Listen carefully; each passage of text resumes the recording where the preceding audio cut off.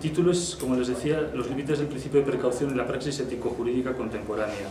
Y queríamos interesarnos precisamente por el principio de precaución porque es una de las ideas reguladoras de las actividades humanas que tienen más predicamento y extensión en nuestros días.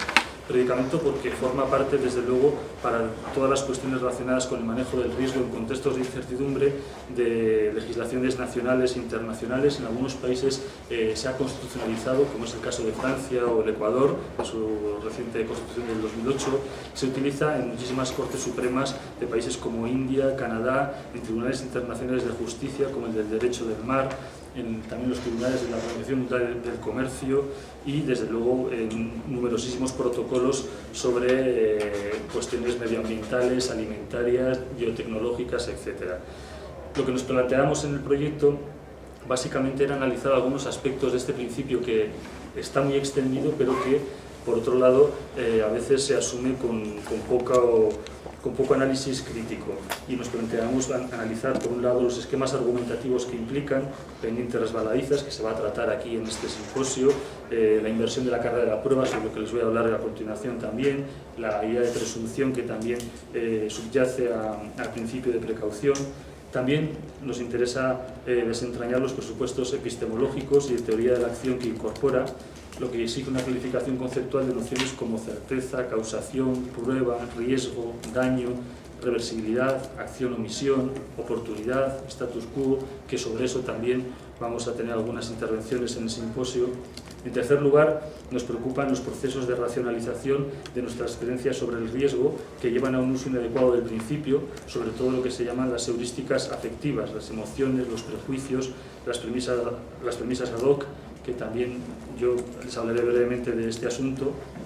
Y otro de los objetivos del proyecto es analizar los procesos de juridificación de este principio desde las declaraciones de soft law, estas declaraciones sobre biodiversidad, alimentación, biotecnologías, etcétera, hasta su constitucionalización, que sería el grado más fuerte de juridificación de estos principios, con lo que ello supone también, tanto a nivel del derecho, que es la organización de la vida social, como a nivel político también. Y habrá algunas intervenciones en el simposio que van a incidir en la dimensión también de la relación entre el principio de precaución y la política. Esto es un poco para que entiendan el marco del proyecto y del simposio que organizamos hoy. Yo les voy a hablar de un aspecto del principio de precaución, que es la idea de presunción del daño o hipótesis del peor escenario posible. Y es que con el principio de precaución se produce un efecto de cascada, que es un efecto que se estudia también en psicología. La cascada es cuando las decisiones o creencias de otros transmiten información acerca de qué es sensato hacer, de modo que su uso frecuente hace que los operadores públicos crean probablemente que usarlo sea, una vez más, lo más sensato, sobre todo cuando se identifica el principio de precaución con un compromiso con la protección ambiental. En consecuencia,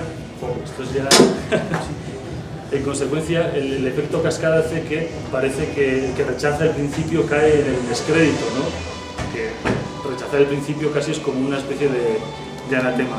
Veremos qué significa esto del efecto cascada en concreto con la cuestión de los peores escenarios posibles. Esto no quita para decir que es muy razonable que los poderes públicos establezcan una norma elemental de cautela, de cuidado y de prohibición de las conductas imprudentes con respecto a las innovaciones. Sin embargo, el principio de precaución excede con mucho esta pretensión al imponer una regla de abstención en la duda, de inhibición de conductas y actividades de las cuales no nos conste que sea totalmente improbable que acarreen graves consecuencias negativas. Y vamos a ver un poco qué significa esta regla tan fuerte de abstención ante la duda. Lo vamos a hacer a partir de algunas definiciones del principio de precaución. Algunas son muy laxas, como la de la Declaración de Río del año 92, que pueden ser perfectamente asumibles por muchísimas personas y son incluso inocuas, ¿no?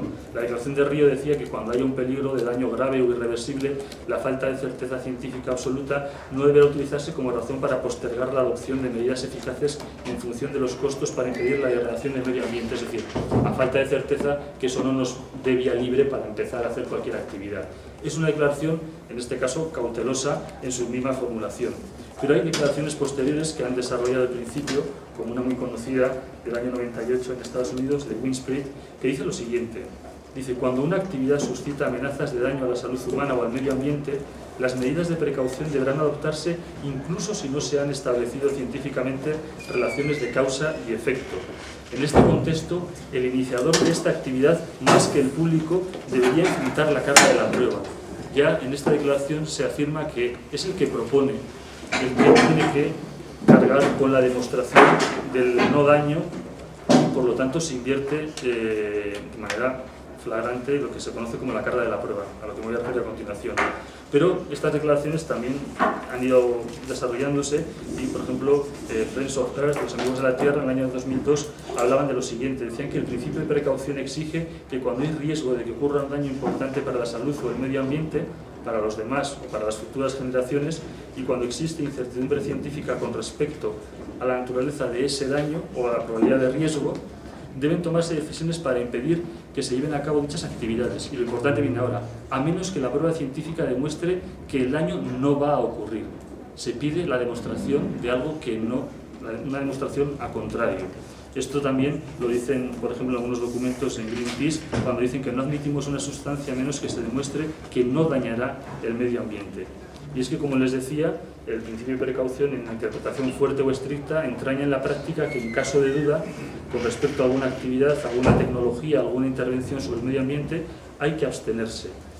Entre los casos de duda se incluyen no solo aquellos de los que existe un motivo verificable para tener unos resultados indeseados, secundarios o colaterales, esto es el riesgo, hay alguna probabilidad de que eso suceda, sino también se incluyen en los que no hay suficiente base cognoscitiva para afirmar que no son de tener tales resultados. Aquí estamos hablando de incertidumbre.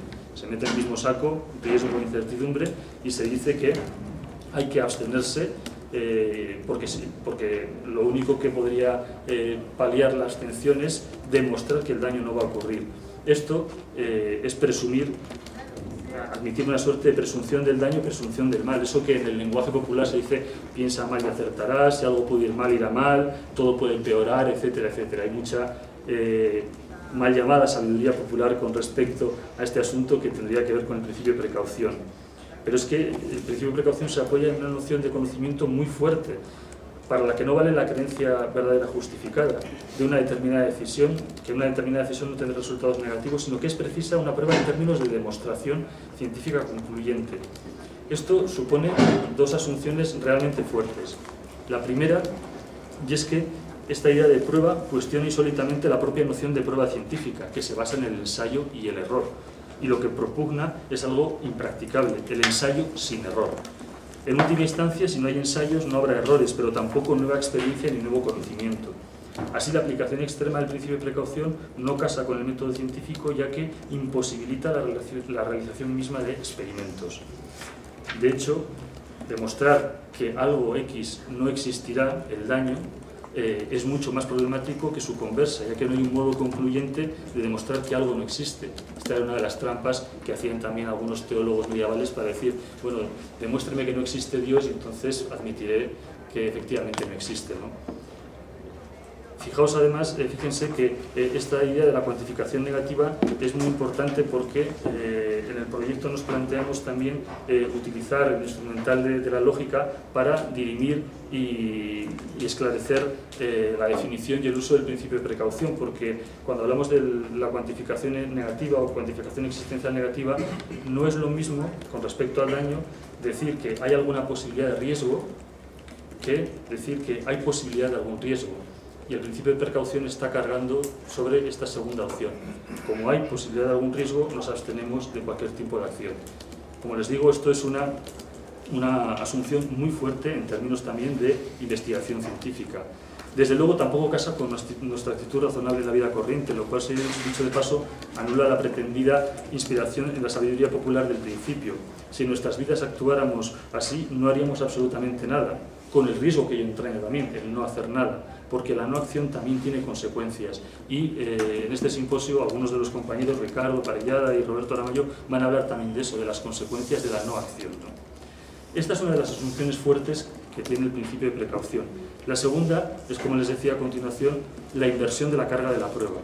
Es responsabilidad del proponente de una actividad nueva establecer que la misma no provocará un daño.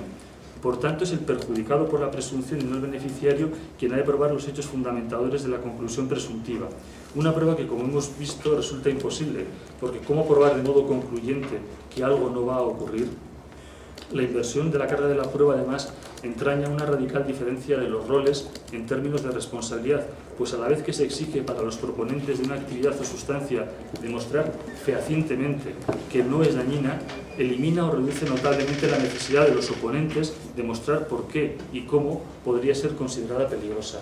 Hay una simetría radical entre proponente y denunciante de una actividad. Cuanto menos una aplicación, podríamos decir, ponderada del principio de precaución debería establecer un equilibrio o una simetría entre la carga de la prueba del proponente y la del denunciante de una determinada actividad. De hecho, cabría preguntarse si cualquier tecnología, incluso la más benigna, se habría adoptado de haber sido obligada antes a demostrar que no causaría en absoluto un daño. Una web de Ciencia Spike hizo una encuesta a 40 científicos premios Nobel en 2003 sobre la cuestión de qué logros significativos se habrían limitado o impedido si la ciencia de ese tiempo, cuando se realizaron estos logros, hubiera estado gobernada por el principio de precaución que domina actualmente en muchos aspectos de la ciencia. Y la respuesta incluía sustancias y objetos como la aspirina, el cloro, la vacuna del sarampión, la pasteurización, la penicilina, los aviones, etcétera, etcétera. En resumen, como recogían algunos de los participantes de este encuentro de Winspread, favorable a una versión fuerte del principio de precaución, este principio sostiene que si se tiene una sospecha razonable de que algo malo podría ocurrir, se tiene la obligación de pararlo. Así, sin especificación de la escala del daño o de la envergadura de la acción implicada. De hecho, existen muchos daños potenciales a los que podríamos prestar atención y no hay mecanismo en el principio para decir cuáles deberíamos abordar y por quién. Desde luego no hay ningún criterio de proporción ni de relevancia. Y cuanto menos habría que considerar la magnitud del daño, su probabilidad y las consecuencias de las posibles respuestas, es decir, enriquecer la noción de cautela. También, cuando les hablaba de que el principio de precaución supone una presunción del daño, cuando hablamos de presunciones, las presunciones normalmente se fundamentan en un juicio de probabilidad o normalidad fruto de la experiencia. Cuando alguien ha desaparecido en un naufragio y pasa X tiempo sin encontrarse su cuerpo ni su cadáver, se presume que 5 minutos, se presume que habrá fallecido. Hay unos hechos y a partir de esos hechos, por una inferencia de probabilidad, se concluye una presunción. Pero nada de esto sucede en el caso de la presunción del daño que subyace al principio de precaución, donde precisamente es la ausencia de consecuencias dañinas de una actividad o sustancia, no se considera indicio de su inocuidad. Es decir, no hace que se presuma su carácter no perjudicial, sino todo al contrario. Hay que reiterar que esa experiencia de no daño hay que demostrarla para ponerla en práctica. ¿Hasta dónde? Una inducción infinita. Bueno, como les digo, en la presunción del daño que subyace al principio de precaución, las consecuencias se extraen inversamente de un hecho desconocido a uno conocido. Y esto sucede precisamente porque el principio de precaución conlleva una errónea comprensión de la idea de probabilidad. Y esta es la segunda hipótesis que quería comentarles, la idea de la hipótesis del peor escenario posible, o doctrina que han llamado algunos del 1%. Esta doctrina se resumiría en que está prohibido cualquier curso de acción que tenga un 1% de probabilidad de causar un daño significativo. Así que incluso no hacer nada estaría prohibido. Se conoce a veces como la doctrina Cheney, Dick Cheney, el vicepresidente de Bush, que dijo que cuando los atentados del 11 de septiembre tenemos que tratar con una nueva amenaza que todavía no hemos definido, son eventos con una baja probabilidad y un alto impacto, pero si hay un 1% de probabilidad de que científicos pakistaníes estén ayudando a Al-Qaeda a desarrollar un arma nuclear, debemos tratarlos como ciertos en términos de nuestra respuesta. Y la respuesta, como saben ustedes, fue la guerra preventiva que introdujo nuevos daños y nuevos riesgos. Pues bien, si un escenario es una descripción plausible de cómo un sistema se desarrollará en el futuro, aunque los escenarios no prevén qué sucederá en el futuro, sino que indican qué podría suceder en la medida en que son plausibles, nos referimos con peor escenario a la concentración o fijación de la gente en el resultado más adverso posible de una actividad o sustancia y no en la probabilidad de que el daño ocurra. Claramente se da esta fijación sobre la base de una epidemiología del miedo, ya que probablemente la emoción más contagiosa que existe sea el miedo. Eso no hace falta casi ni demostrarlo, pero hay estudios de psicología de las emociones que lo demuestran claramente. Esta epidemiología del miedo sucede especialmente si la amenaza puede ilustrarse con un ejemplo que sea fácilmente accesible y que parezca representar una tendencia general. Es lo que se conoce como availability o disponibilidad. Son anécdotas aparentemente representativas y ejemplos cautivantes, sobresalientes, que pasan rápidamente de una persona a otra, en la que se denomina, como antes les he dicho, un fenómeno de cascada. Y además este fenómeno de las cascadas se une de la polarización grupal, que consiste en el hecho de que cuando personas con ideas afines deliberan entre sí, en general terminan por aceptar la versión más extrema de las opiniones con las que comenzaron. Así, si varias personas tienen el calentamiento global, la energía nuclear o el terrorismo, y dialogan y deliberan entre sí, probablemente aumente su miedo como resultado de esos debates internos.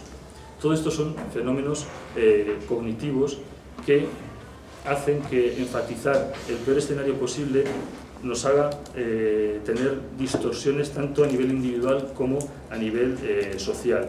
Existen esos estudios empíricos sobre los sesgos en la percepción del riesgo. Los más conocidos son los de los Nobles Kahneman y Tversky. Pero, insisto, la concentración en estos peores escenarios posibles conlleva un efecto deformante sobre el juicio humano, produciendo un miedo excesivo hacia acontecimientos improbables o muy poco probables, y a la vez una confianza infundada hacia situaciones que plantean un peligro genuino.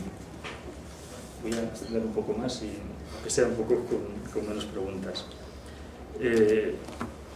Por ejemplo, después del 11 de septiembre, muchísima gente en Estados Unidos decidió, incluso para distancias intermedias, no utilizar aviones, cuando es muchísimo más peligroso utilizar el vehículo en esas distancias. La probabilidad de tener un accidente es muchísimo más alta en un vehículo, pero eso era un caso el caso extremo quizás de saliencia y de polarización grupal y de cascada, que produjo unos efectos también perversos y muchísimos accidentes de tráfico. Ocurre también que con los peores escenarios, posibles son favorecidos muchas veces por los medios de comunicación de masas, en un fenómeno de la concurrencia del que va a hablar un poco también nuestro compañero Hugo Aznar, y pueden dar lugar a una sobrereacción. Seguramente conocerán también el caso del virus de la gripe H1N1, que provocó pues, una demanda masiva de Tamiflu en farmacias por parte de población que estaba sana, un gasto público descontrolado en vacunas, sacrificios masivos de cerdos, xenofobia hacia los mexicanos en algunos lugares de Estados Unidos, y esto todo tiene que ver con los costes de la sobrereacción. En última instancia, la aplicación del principio de precaución no es una simple cuestión de elegir entre riesgo y cuidado, que es como se quiere plantear, sino que más a menudo se trata de una elección entre un riesgo y otro riesgo, porque hay que concluir que en la cuestión del manejo del riesgo y de la incertidumbre no estamos solo ante una cuestión de conocimiento, de saber más o saber menos, sino también estamos ante una cuestión de preferencia, de cultura, de valores, de ideología, como va a hablar también Blanca en su exposición, ¿no? Y claramente, además, esto se demuestra cuando se hacen estudios comparativos sobre a qué riesgos y a qué incertidumbres se temen más en algunos lugares y en otros. No son iguales, y se han hecho estudios comparativamente entre América, en concreto Estados Unidos, comparativamente con la Unión Europea. A veces se dice que la Unión Europea es un espacio precautorio frente a Estados Unidos, y no es cierto. Lo que pasa es que hay cautelas sobre diferentes riesgos que atienden a diferentes miedos también, ¿no? El miedo securitario es más fuerte en Estados Unidos, el miedo medioambiental es mucho más fuerte en la Unión Europea. En conclusión, únicamente quería plantear también, como era la primera intervención del simposio, una cautela o una precaución hacia el principio de precaución, preguntándonos por el precio que se paga por adoptar un principio tal que conlleva una regla de abstención en la duda, esto es, de inhibición de conductas de las cuales no nos conste que sea totalmente improbable que acarreen consecuencias negativas. Es decir, existe también una responsabilidad no solo del hacer, de las acciones, sino también del hecho de no abordar determinadas actividades, y por tanto es preciso un análisis de los costos y beneficios que una acción u omisión conllevan, dado que el principio de precaución subestima los peligros precisamente de la inacción o la omisión, su coste de oportunidad o coste de no hacer, no solo en términos económicos, no se entienda únicamente en términos económicos, sino también en relación con la satisfacción de las necesidades humanas básicas y los derechos humanos. Por ejemplo, muchos protocolos medioambientales condenan el uso de DDT porque es un pesticida que afecta a plantas y sobre todo a pájaros, animales, pero también es un instrumento muy útil para combatir la malaria en muchos sitios de África. Por lo tanto, deberíamos ponderar cuanto menos, por ejemplo, en este caso, la aplicación del principio de precaución en este contexto. O como ocurrió con Zambia, que rechazó una donación de miles de toneladas de maíz que podían incluir algunos granos modificados genéticamente, provocando el que no se alimentara una parte de la población durante una de las hambrunas que padeció en el siglo pasado. O, por ejemplo, estudios que determinan que una regulación que reduce la riqueza para el 20% de la población más pobre tiene el efecto del doble de mortalidad que una regulación que reduce la riqueza para el 20% de los más ricos. Los costos de la regulación, que también hay que tenerlos en cuenta a la hora de imponer y aplicar el principio de precaución, si tenemos en cuenta el coste de la inacción u omisión en estos términos también de satisfacción de las necesidades humanas básicas y de los derechos humanos. La alternativa pasa por configurar un nuevo principio de precaución o de previsión que sea alternativo, que supere estas limitaciones y efectos perversos de esta visión estricta del principio de precaución, si bien manteniendo una norma elemental de cuidado y de prohibición de las conductas imprudentes. Se trataría entonces de establecer una obligación hacia los poderes públicos de tomar medidas no solo contra peligros individuados y concretos cuya probabilidad se conoce, que esto sería el riesgo, sino también contra otros cuya existencia tal vez se desconoce, y esto sería la incertidumbre, pero hay razones para conjeturar que puedan existir, pero que no baste como única razón aquella genérica de que no tenemos elementos de juicio para excluir esa posibilidad, lo cual es una asunción muy fuerte. Gracias.